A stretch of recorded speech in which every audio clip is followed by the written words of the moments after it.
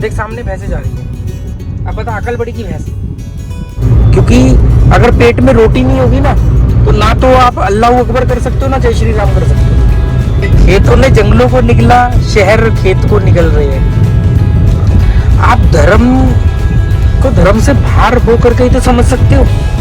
आप धार्मिक होकर कभी धर्म को समझ ही नहीं पाओगे। मैं तो कह रहा हूँ धर्म से परिवर्तन करो, धर्म परिवर्तन मत करो, धर्म से परिवर्तन करो।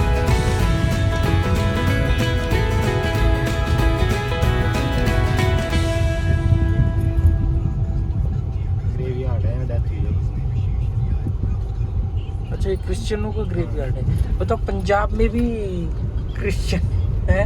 नहीं ये वो है ना जो कन्वर्ट हो गए। हाँ वही कन्वर्ट हो गए। मैं कह रहा हूँ पंजाब में भी क्रिश्चियन हो गए, चाहे कन्वर्ट से ही हुए हैं। पंजाब में बहुत तेजी से कन्वर्जन चल रहा है क्रिश्चियन को लेके। इनके भी अब यहाँ पे पूरे वो नगर कीर्तन जुलूस निकलते हैं क्रिश्चियनों के।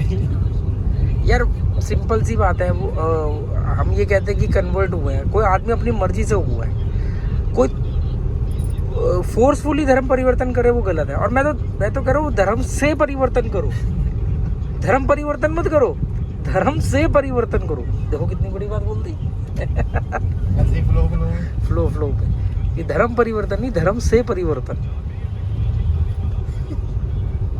यार इस पे तो एक डिटेल में वीडियो बनना चाहिए। धर्म से परिवर्तन, धर्म से परिवर्तन, धर्म परिवर्तन नहीं, धर्म से परिवर्तन। वो बेटर भी रहेगा, फिर वो धर्म भी सही तरीके से समझ में आएगा। नहीं आप धर्म को धर्म से बाहर होकर के ही तो समझ सकते हो। आप धार्मिक होकर कभी धर्म को समझ ही नहीं पाओगे। ये भी कितनी बड़ी बात हो गई है।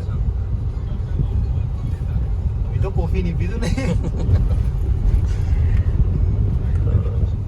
अच्छा ये ट्रैफिक का हाल भी बता रही है कि गुरु नानक मिशन वाली साइड में जाम लगा है। वो पहले से बताते हैं। ये भी सोसाइटी बन रही है। ये जब हम आए थे यहाँ 7 साल पहले शुरू हुई थी। 7 साल में बनी नहीं अभी तक। करवा रहे हैं। ये खा गए इसको जो हमारे ये वाले। ये थोड़ा और बाहर पड़ गई ना इसको। नहीं ऐसा नहीं है, ये उनका मैनेजमेंट और मार्केटिंग और स्ट्रेटेजी उनका ज़्यादा बढ़ेगा। ये कहीं उन्होंने तो बहुत लोगों को खा गया है, तो उन्होंने ज़्यादा करी है। तब से बेचारी सोसाइटी उभरने की कोशिश कर रही है। ये कौन सा एरिया है? ये है फुलड़ीवाल। फुलड़ीवाल गाँव था पीछे, हमारे फ्लैट के पीछे गाँव। और ये हम अब ये रोड नकोदर जा रहा है सीधा। हाँ नकोदर वाले रोड में मिल जाएगा। अच्छा नकोदर वाले रोड पे मिल जाएगा क्योंकि ये तो गांव वाला रोड है ना, दोनों तरफ खेत है। जैसे ये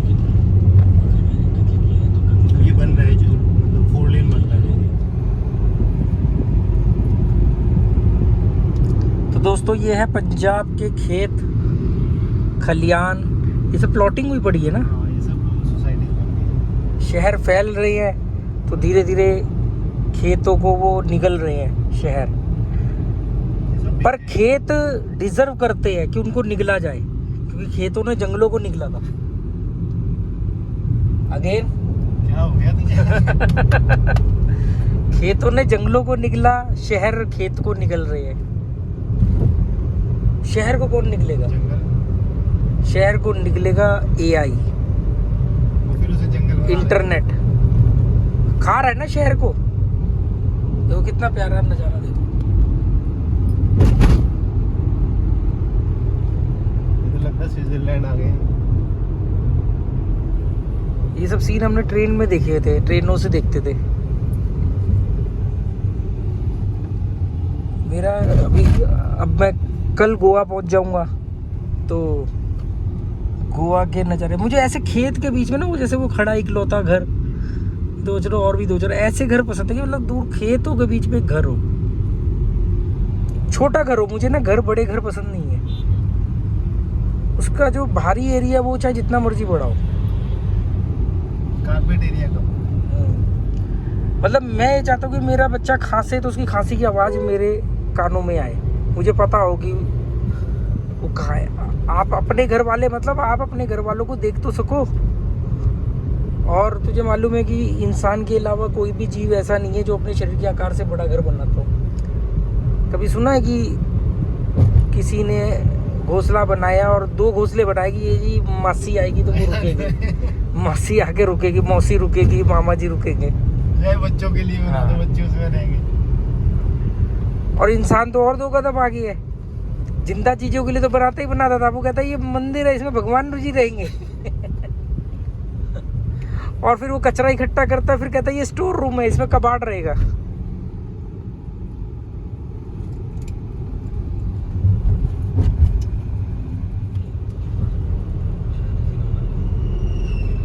सर आप कौन सी पीते हैं? मैं तो वो वाली पीता था। वो कहेगा मैं ये वाली पीता था, आप पहली बार पी रहे हो।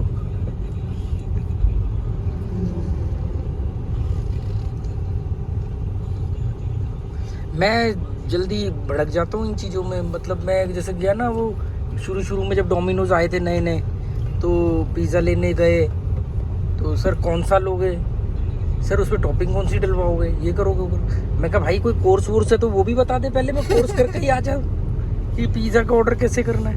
मैं पिज़्ज़ा खाने आया हूँ, मुझे मतलब उसने मतलब कई सारे ना सवाल पूछते थे, जैसे कि फिर बाद में खाओगे कि लेके जाओगे। अबे लेके जाना होता तो घर नहीं मंगवा लेता मैं,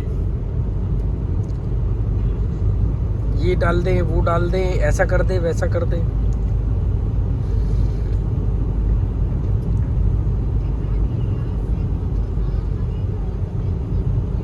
ये सब ना मिडिल क्लास लोगों के साथ करे जाते हैं हथकंडे, तो उन्हें इसमें बड़ा फील गुड की फीलिंग होती है, फील गुड हो रहा है। नहीं ऐसा नहीं है, जो हाई क्लास होते हैं ना उनकी आई, क्योंकि हाई क्लास तो एक बार गएंगे, देखेंगे, समझ लेंगे सारा सीन, फिर जब नेक्स्ट टाइम जाएंगे तो वो पहले ही ना 4 चीजें बताएंगे अपनी कस्टमाइजेशन की, ये ऐसे ऐसे ऐसे ऐसे करके ऐसे हो, कहते ठीक है सर। नहीं तो जिसको हाई क्लास कह रहा है ना, मैं उसको मिडिल क्लास बोलता हूँ। मिडिल क्लास में भी सेगमेंट होते हैं। क्या होता है, लोअर हाई क्लास, नए अमीर,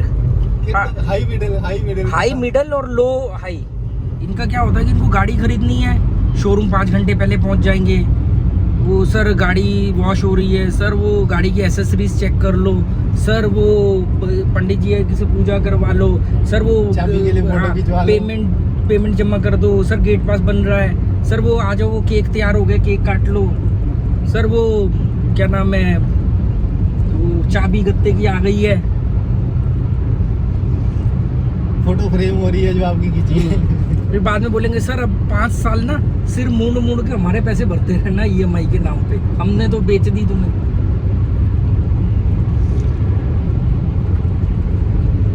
ऐसे ही इन लोगों के चोचले हैं।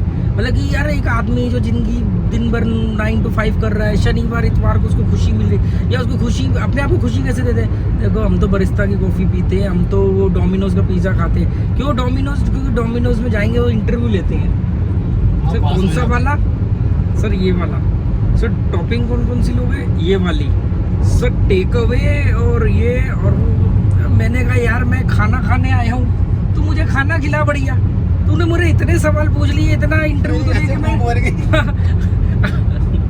मैं कई बार ऐसे क्लब के छोड़ के आया हूँ।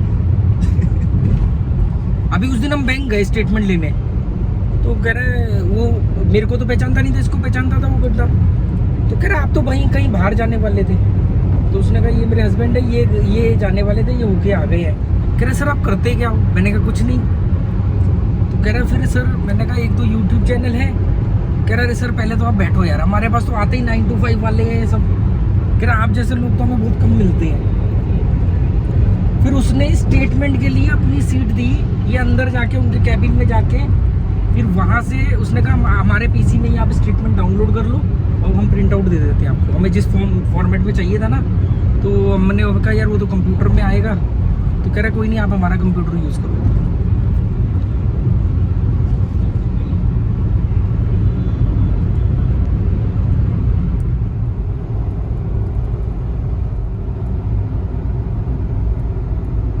टोल भी आता है रास्ते में, दो आएंगे। Nakodar 10 kilometre, Moga 65 kilometre.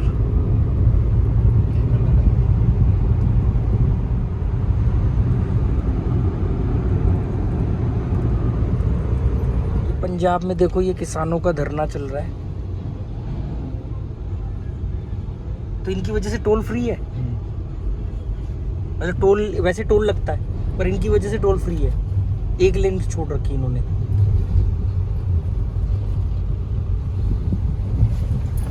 चल कितने बचवा दिए तेरे किसानों ने? कितने के लगते? 40-50 रुपए।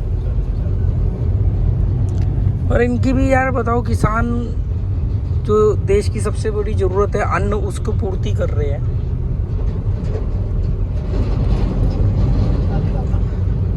नहीं, अन्नदाता तो तब होता ना जब फ्री में बांटते, और पूर्ति कर रहे हैं ऐसा नहीं कि देश उद्धार के लिए कर रहे हैं। एक्चुअली में ये इनका पेशा है ना, हर चीज एक दूसरे से जुड़ी हुई है। हाँ, पर हमें इस सेक्टर को थोड़ा ज़्यादा तवज्जो देना चाहिए क्योंकि इससे देश की ज़रूरत पूरी हो रही है। हमें इमोशनली नहीं जुड़ना चाहिए कि अन्नदाता है, पूजा करो, ये करो, वो करो। मैं उसके हक में नहीं हूँ। ये एक इम्पॉर्टेंट सेक्टर है एग्रीकल्चर और ये किसानों का जो क्षेत्र है, क्योंकि अगर पेट में रोटी नहीं होगी ना तो आप अल्लाह अकबर कर सकते हो, ना जय श्री राम कर सकते हो। पेट में आलू होगा तभी मुंह से राम निकलेगा, मतलब फिलॉसफी तभी निकलेगी। राम इज ए फिलॉसफी, तो फिलॉसफी तभी निकलेगी जब पेट में रोटी होगी।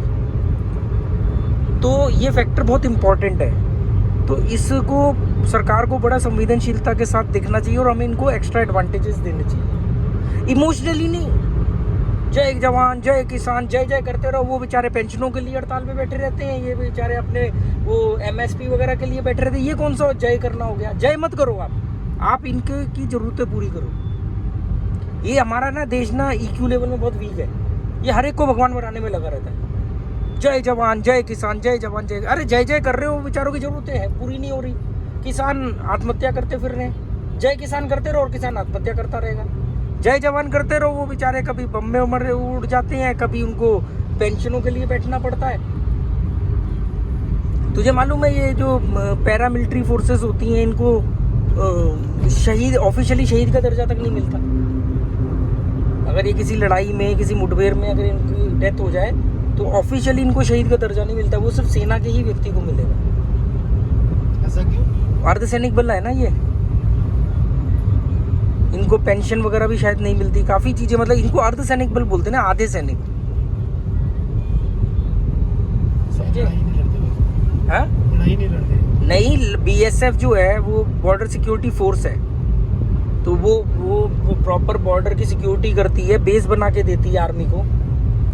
पर जो फैसिलिटी आर्मी को मिलती है वो सब इन्हें नहीं मिलती, उससे काफी कम मिलती है। और हम जय जय जय जय जय जय करते रहते हैं। तो बहुत कठिन है डगर पन घटकी, झटपट भर लाओ नदिया से मटकी। समझे?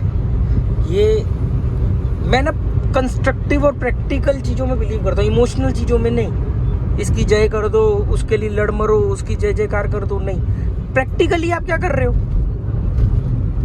एक आदमी ने कश्मीर फाइल मूवी बनाई, उसको बेचा, उसको टैक्स फ्री करवा के अपना प्रॉफिट और बढ़ाया, सब काम कर लिया, पूरे देश को जज्बात बेच डाले कश्मीरी पंडितों के, और एक कश्मीरी पंडित को जाके घर बना के दे दिया उसने। मैं कह रहा हूँ कंस्ट्रक्टिव कुछ करो ना। अरे एक दो बड़े बड़े यूट्यूबर ने उसकी टिकटें बेच दी, मतलब खरीद करके फ्री में बांटी पब्लिक को, अपनी देशभक्ति प्रूव करने के लिए। मैं ये ड्रामेबाजी नहीं कर सकता, मेरे बस की होगी, मैं किसी को कंस्ट्रक्टिव हेल्प कर सकता हूँ। किसी के बच्चे की पढ़ाई के लिए पैसा दे दो, किसी को कोई ज़रूरत है उसके लिए, किसी का कोई इलाज करवा दो, किसी का मकान बनवा दो, कुछ भी कर दो। 10 समस्या होती है इंसान के जीवन में, हर एक के जीवन में होती है। सर्वम दुखम, सारे दुखी हैं। तो आपको दुखी तो ढूंढने की जरूरत ही नहीं है, हर कोई दुखी है। मर्सिडीज में बैठने वाला भी दुखी है। अब मर्सिडीज में बैठा हुआ, उसको पाइल्स है, बेचारे का पाइल्स का इलाज करवा दो। चलो मर्सिडीज में बैठा, इलाज तुम क्या करोगे? खुद करवा लेगा, उसको सही पाइल्स वाला बता दो।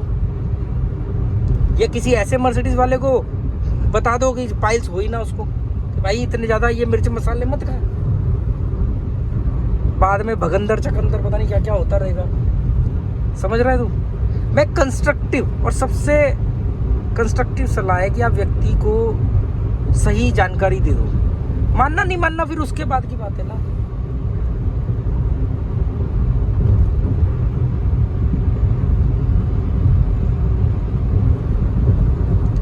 बड़ा इमोशनल वीक देश है हमारा, मतलब किसानों की जय जयकार करवा लो, उनकी हालत खराब। सैनिकों की जय जयकार करवा लो, वो बेचारों को कितने वीडियो वायरल होते हैं, उनको खाना नहीं ढंग का मिल रहा, उनको नौकरियों से छुट्टी नहीं मिल रही। और टीवी तो बहुत जहर उगल रहा है यार। मैं तो टीवी देखता नहीं, अभी होटल में मेरे को 1-2 बार देखने का मौका मिला। वो एक औरत क्या आ गई है पाकिस्तान से अपने बच्चों के साथ। वो भाई साहब, इसने तो आज शिव आरती गा ली, इसने आज ये कर लिया, उसने आज वो कर लिया। मतलब पूरे देश का नेशनल मुद्दा बन गया है।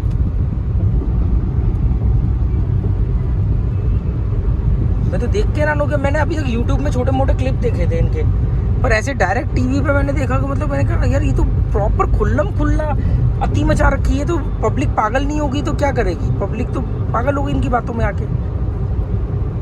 मेरे 1-2 दोस्त हैं, वो मतलब मूर्खता की इंतहा पे जा रहे हैं। तो मैंने कहा इन्फॉर्मेशन तुम्हें कहाँ से मिल रही जिसके बारे में तुम ये बातें कर रहे हो? कहाँ से पता किया? कह रहे न्यूज़ में आ रहा है।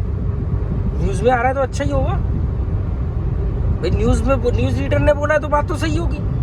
खत्म कहानी। न्यूज़ में तो उस दिन हम आज जब दिल्ली थे तो तुम देखा नहीं था, दिल्ली में बैठे न्यूज़ देख रहे हैं कि दिल्ली में बाढ़ आई हुई है। बगल में सूखा, हम घूम रहे हैं, बगल में सूखा रोड है, वो पानी में डूब करके कह रहा है देखो दिल्ली में कितना बाढ़ आ गई। अबे एक तो वीडियो मैंने देखा था पिछले से पिछली बार ऐसे ही मानसून का, कि गेटवे ऑफ इंडिया के पास या पता नहीं कहाँ मुंबई में रिपोर्टर ना बोलते हुए कि बहुत तेज मूसलाधार बारिश हो रही है और उड़ रहा है हवा से, मतलब बार बार ऐसे कि हवा उसको भाग के लेके जा रही है।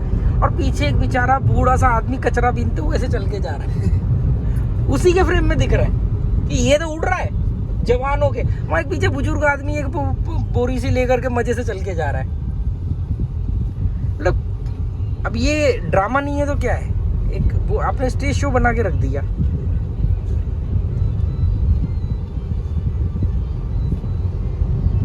पत्रकारिता वाला सीन ही है। नहीं वो तो और बात खाली उसकी नहीं ना। मैंने देखो बताया ना कि कल वो जो ट्रेन में इंसिडेंट हुआ मेरे साथ, कि मैंने वो चीज़ सुनी तो मैं सुन के हैरान हो गया कि मूर्खता की इंतहा भी हो सकती है। तो चाणक्य ने ये बात बोली थी ना कि जब तक मूर्ख रहेंगे धूर्त राज करेंगे, मूर्ख नहीं राज करेंगे। देख वो जो राज कर रहे हैं वो मूर्ख थोड़ी है। मूर्ख होते तो राज ही नहीं करते, वो धूर्त है। उनमें अकल है पर इंटीग्रिटी नहीं है। मतलब IQ है पर इंटीग्रिटी नहीं है। IQ है तभी तो इतने लोगों को कैप्चर करके चल रहे हैं। एक ज्योतिष है, ज्योतिष के मान लो 200 फॉलोअर है, उसको बड़ा वो मानते हैं, तो ज्योतिष में कुछ तो दम होगा ना। 200 लोगों को बांध के रखा है। वो अलग बात है कि उसने प्रेडिक्शन तो 1000 लोगों की करी थी, 800 की गलत हुई, 800 गायब हो गए, 200 के लिए सही बैठ गई, 200 के लिए वो बहुत बढ़िया ज्योतिष। वो तो स्पेशली वीडियो बना के बताऊंगा मैं कि ट्रेन में क्या हुआ था। और मेरे हाथ में पावर नहीं आनी चाहिए। अगर मेरे हाथ में पावर आ गई तो पावर का गलत इस्तेमाल हो जाएगा।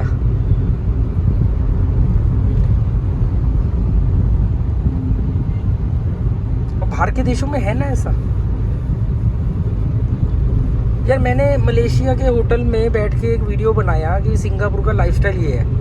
एक मेरा ही जानकार मेरे ही वीडियो के नीचे कमेंट करता, कहता है ये आप जहाँ सिंगापुर के लाइफस्टाइल को प्रमोट कर रहे हो। अबे मैं गलत चीज प्रमोट कर रहा हूँ, सही चीज प्रमोट कर रहा हूँ। और जिसने ये लिखा है उसने अंडरवेयर पहना होगा, है ना, लंगोट तो पहना नहीं होगा। अब मैं उसको बोलूँ कि तूने क्योंकि अंडरवेयर पहना है, और अंडरवेयर तो पाश्चात्य सभ्यता का हिस्सा है।